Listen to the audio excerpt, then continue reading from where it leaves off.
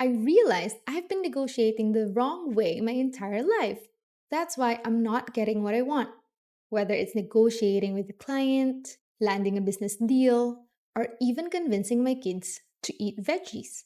This book changed my perception about communication and negotiation. Today, we're breaking down Never Split the Difference by Chris Voss, a former FBI hostage negotiator. The strategies he shared are battle tested, literally used in life or death negotiations. And I promise they work as well in business, freelancing, and everyday conversations. So by the end of this video, you'll learn 5 powerful negotiation tactics that can help you earn more, close better deals, and have more control in conversations, whether it's with clients, partners, or even your own family. Lesson number 1, the power of tactical empathy. Chris Voss says negotiations aren't about winning or losing, they are about understanding the other person's needs, what he calls tactical empathy. So, this means truly listening before making your case. So, how do we apply it?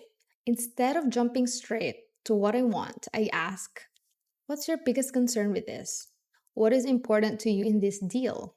Whether I'm dealing with a business partner, a client, or even my husband, when they feel heard, they're more likely to agree with me. So, what is the takeaway?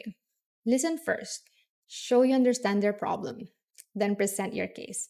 So, it really applies to everything. Listening first, it really applies to everything. When we show that we understand someone's problems, then they're more likely to agree with us. Like, if you truly listen to someone, more likely they will become your friends because that person feels that you understand them.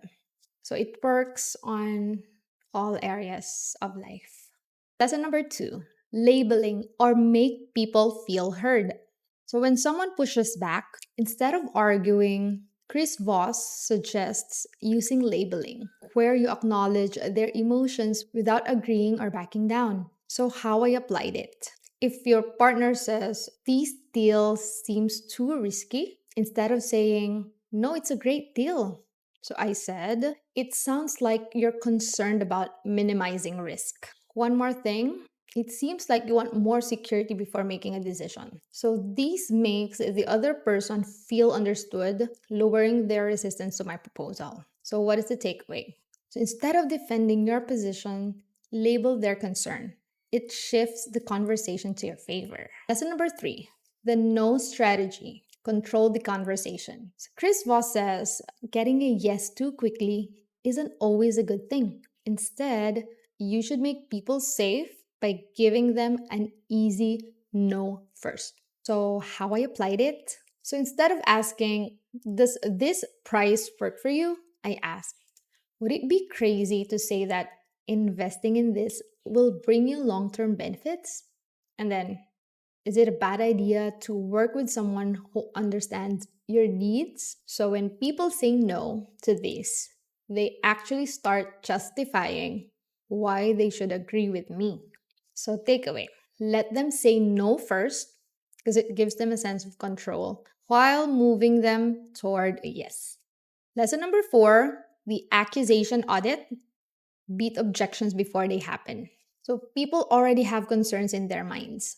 Chris Voss suggests addressing them before they even say them.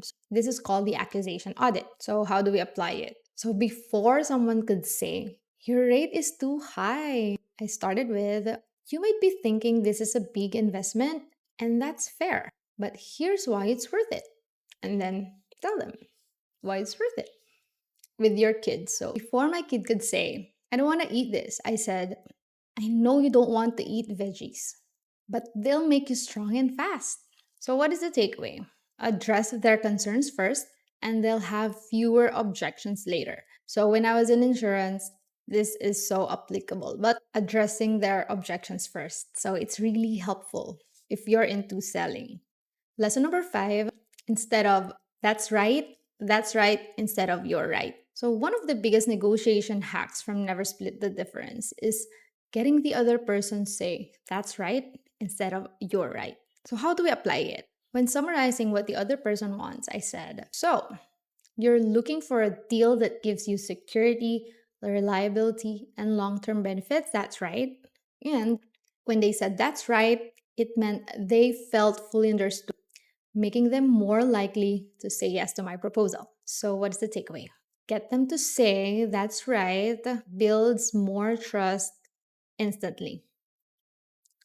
Negotiating isn't just about business deals or freelancing. It's a skill we use every day. If an FBI hostage negotiator can convince criminals to surrender, you can definitely convince your boss to give you a raise, your client to pay your worth, or your kids to do their homework and eat veggies. Which negotiation strategy was your favorite? Drop a comment below. I'd love to hear your thoughts. If you like this video, hit that subscribe button. Thank you so much for watching. Till the next video.